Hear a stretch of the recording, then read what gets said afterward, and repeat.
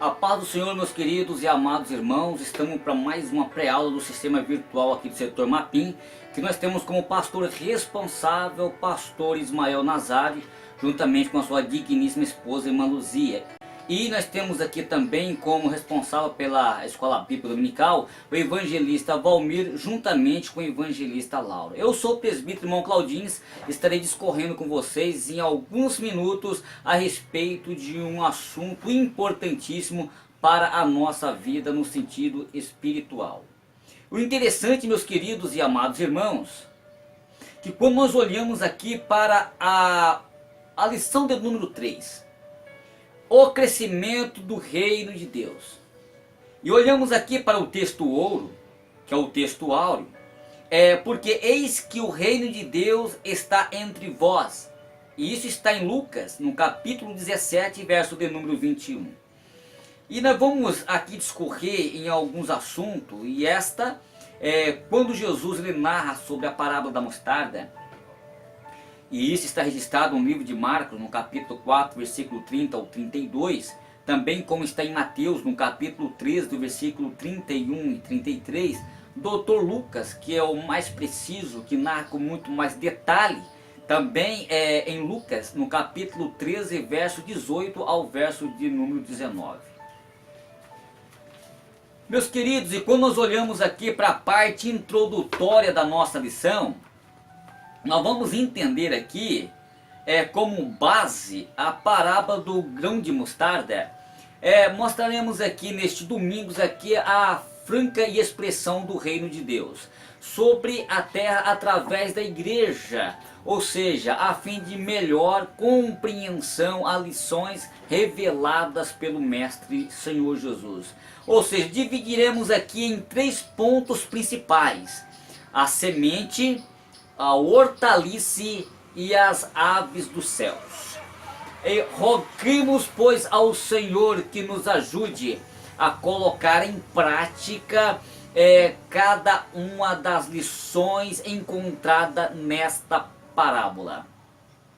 E quando nós olhamos aqui olhamos para o contexto e para a parte de introdutória e para a interpretação do reino de Deus, a semente de mostarda, queridos, é também como o evangelista Mateus, no capítulo 13 e do verso de número 31, eu gostaria que os irmãos que têm papel, que têm uma caneta, que têm um lápis, que você possa ficar atento para você fazer as suas próprias anotações, porque estarei citando algumas referências e que não consta aqui na lição, para que você possa tirar as suas próprias conclusões.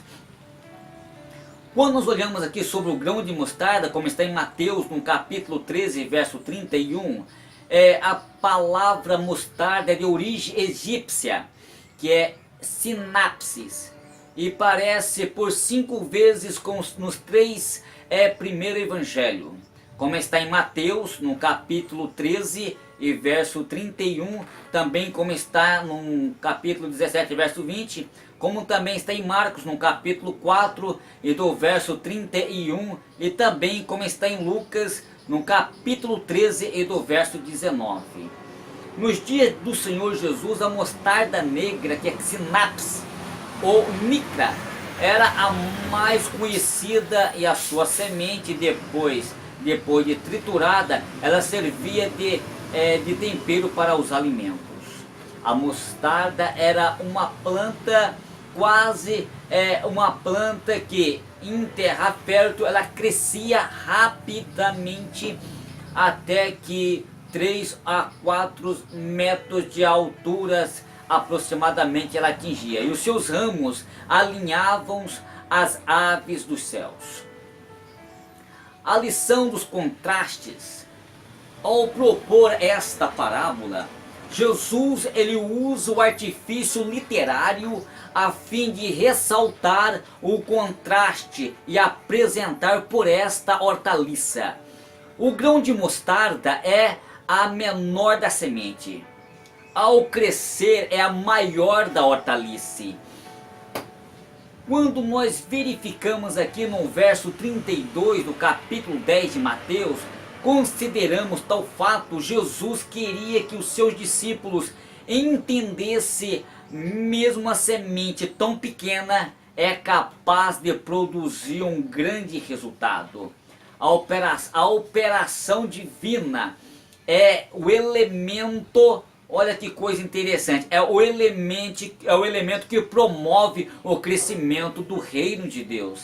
A semelhança do grão de mostarda do reino de Deus surge do nada para demonstrar a plenitude do poder divino. Isso é o que vale dizer que a igreja, como um grão de mostarda, surpreendeu ao mundo com a sua mensagem e com o seu poder irresistível no Espírito Santo.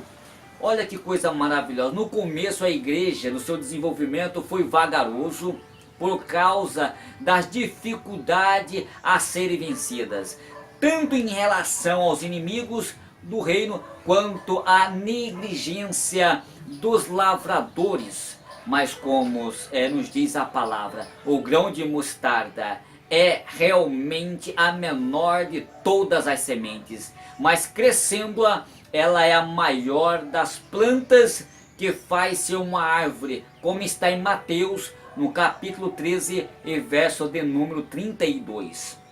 E o interessante é que o poder misterioso da fé. E olha que coisa interessante, amados irmãos. Em outro evento, o Senhor Jesus usou a figura do grão de mostarda para ilustrar o poder misterioso e qualitativo da fé, como está em Mateus, no capítulo 17, e do verso de número 10. A dificuldade dos discípulos em curar um menino, como está em Mateus, no capítulo 17, o versículo 14 até o verso 19, deu a Jesus a oportunidade não só de expulsar os demônios que oprimia aquela criança, como também demonstrar que a fé ela é produtiva quando procede de Cristo. E esta é a posta em ação com confiança e absoluta em Deus. Segundo a sua palavra, voltando ao grão de mostarda, veja as suas características principais. Então gostaria de abordar com vocês aqui algumas características principais. Veja bem, entre elas o campo e sua semeadura. E quando nós olhamos aqui para o verso 38 e 10 de Mateus, o campo desta parábola pode ser interpretada como o mundo, aonde foi semeado o Evangelho. No dia de Pentecostes, o grupo de quase 120 pessoas, como está em Mateus, no Atos dos Apóstolos, aliás, registrado em Atos dos Apóstolos, no capítulo 1, e do verso 15 ao 16, mediante a ação do Espírito Santo, imediatamente cresceu e multiplicou-se para quase 3.000 almas, como está em Atos, no capítulo 2, e do verso 14 ao verso 37 ao 41. E aí nós vemos aqui uma lição do crescimento. Olha a lição do crescimento, irmãos. Jesus, ele não estava apenas apanhando-os em crescimento numérico de discípulos, mas também ele estava demonstrando um outro elemento fundamental para ser avaliar o desenvolvimento do reino de Deus, e qualitativo. Em Mateus, no capítulo 20, do capítulo 28 e verso 19 e 20, há uma relação do discípulo com o crescimento da igreja no cumprimento da grande comissão aos discípulos, quando nós olhamos aqui, já revestido do poder do alto, mostraram e ter aprendido a lição da parábola do grão de mostarda. Então esta é uma lição de vida. E quando, caminhando aqui, meus queridos, para o tópico de número 2, e só comentando sobre a expansão do reino, fazemos resumos aqui, mas a forma de crescimento, a grande árvore, como está em Mateus, no capítulo 13, verso 32, a grande árvore, a forma de crescimento, o crescimento de uma árvore, ela é ela é o que? O processo é lento e progressivo e contínuo. E de uma hortaliça como mostarda é rara, ou seja, é passageiro. Por quê? Porque esta vive apenas ao suficiente para produzir flores e sementes. Quando Jesus ele assemelhou o reino de Deus a um grão de mostarda, Jesus estava sugerindo que assim como a semente desta hortaliça, ela desenvolve-se com muito vigor, misteriosamente, o reino de Deus através da igreja explode, ou que surpreenderia o mundo apesar do seu início pequeno e humilde. Todavia, precisamos levar em conta o contraste sugerido pela comparação do crescimento da hortaliça, que é temporário e limitado, mas a do reino de Deus, ela é ilimitado, ela é para todo o sempre. Ou seja, o interessante é que as ameaças ao crescimento do reino, e quando nós olhamos para esse aspecto, nós vamos entender aqui que nas parábolas anteriores, parece que o campo de plantio como os seus problemas típicos, recepção, absorção e de crescimento e da semente lançada, cada problema deveria ser o que? Encarado como diligência pelo agricultor. Conforme diz a Bíblia, o que planta, o que rega, são um, mas o que receberá o seu galardão segundo o seu trabalho, como está em 1 Coríntios, no capítulo 3 e verso de número 8. Em sentido geral, a igreja é o grão de mostarda, semeado, que se desenvolveu e tornou-se uma grande árvore. E nesta parábola, o campo, ou seja, o sistema, que é a ação demoníaca comandado pelo diabo, pois sabemos que somos de Deus e que todo mundo jaz no maligno, como está em 1 João, no capítulo 5, e do verso de número 19. Olhamos aqui para esta referência que diz assim, meus queridos. Olha o que diz a palavra de Deus em 1 João, no capítulo 5 e versículo de número 19. Sabemos que somos de Deus e que todo mundo jaz no maligno. Como a igreja, deparamos com muitos oponentes deste mundo, como a carne, o mundo, o diabo e o pecado, os quais incumbem, ou seja, para criar todas as dificuldades possíveis ao desenvolvimento do reino de Deus. Mas quando nós olhamos aqui para 1 João, no capítulo 2, do versículo de número 16 e 17, não podemos esquecer que no campo de boas sementes vem o inimigo e semeia também o joio. E o joio está entre nós. O joio ele cresce, se desenvolve. Somente Deus, no dia do juízo final, vai separar o joio do trigo. Porque se tirar o joio, o trigo também sai junto. Interessante. Mas o significado do grande árvore. Qual é o significado desta grande árvore? Todos sabemos que a mostarda é uma hortaliça que pode crescer até uma altura de 3 a 4 metros, como eu acabei de citar aproximadamente, dependendo das condições ideais do meio ambiente, como é o caso de Vale do Jordão. Em síntese, de uma árvore chamada a atenção porque se torna visível aos olhos humanos. Cada salvo em Cristo faz parte da igreja invisível, porém a igreja visível que é a observada, que é a religiosidade. Olha que coisa maravilhosa. E quando nós olhamos aqui para todo esse aspecto, nós podemos observar que como nós estamos aqui para entrar aqui para a parte, indo para a parte da conclusão, resumindo aqui o tópico de número 3, queridos irmãos. Principalmente quando nós olhamos aqui para o livro de Mateus, no capítulo 13, versos em diante, como também essas referências estão em Marcos, no capítulo 4, verso 30 em diante, como também Dr. Lucas, também no capítulo 13, do verso 18 em diante, que narra a mesma parábola, que faz parte dos evangelhos sinóticos. E nós podemos observar aqui que o texto sagrado diz: mas crescendo-se é a maior das plantas, e faz-se uma árvore, de sorte que vêm as aves do céu e se aninham em seus ramos. À luz do contexto neotestamentário, principalmente as parábolas de Mateus, sobre a esfera atual do reino dos céus, bem como a analogia geral das escrituras, as aves do céu, ela simboliza Satanás e os seus demônios contra a igreja de Cristo Jesus. Mas quando nós olhamos para esse aspecto, as aves do céu, elas não representam homens e nem nações, e sim o mal, isto é, Satanás e o príncipe da potestade do ar.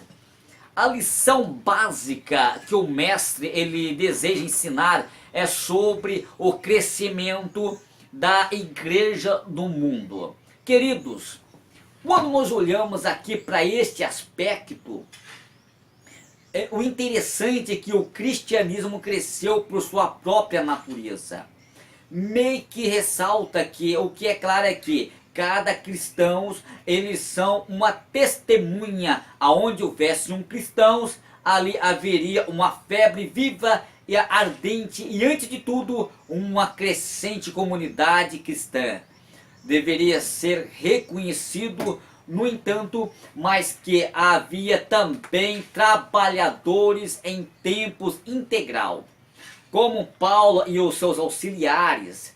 A igreja mantinha os seus obreiros financeiramente, ou seja, essa abordagem básica de uma equipe missionária bem organizada, ela foi assimilada dos fariseus.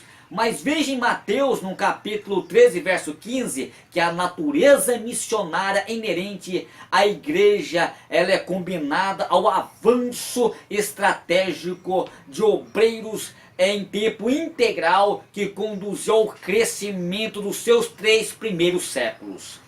A igreja, ela nesta era, ela esperava que Cristo retornasse ainda enquanto seus membros estivessem vivos. Investiram, ou seja, eles enfatizavam também que a religião é a prática e a proclamação e a progressividade da mensagem da cruz, junto com a validação de milagres. E esta proclamação, ela foi válida pelo amor e pela santidade pessoal dos seus componentes. Aqueles que estavam cansados de fraqueza moral eram atraídos pelos elevados padrões morais do cristão.